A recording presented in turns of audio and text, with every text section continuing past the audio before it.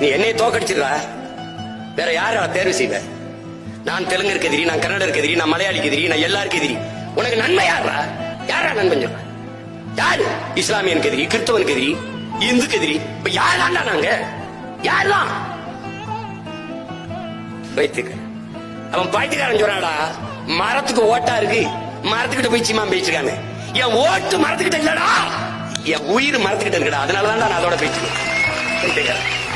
இந்த அறிவியல் உயிரியல் உண்மையை உணராத நீ ஓட்டு எனக்கு எதுக்குடா? வைத்துக்கிறேன்.